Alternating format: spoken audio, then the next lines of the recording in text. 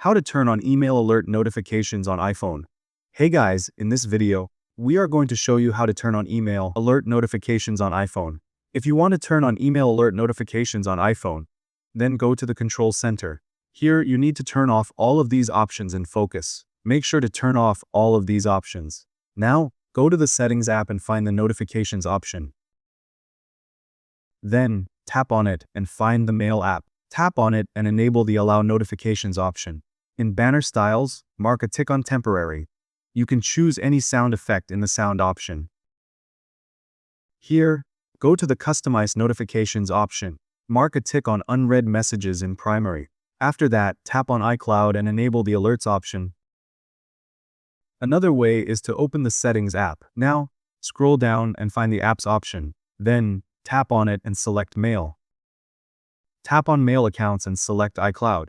Make sure that you have enabled and disabled all the options shown here. Lastly, you can reach the Add More Accounts option. Add your Gmail account here, and you can turn on email alert notifications on iPhone. Thank you guys so much for watching. I hope you got some value. See you at the next one.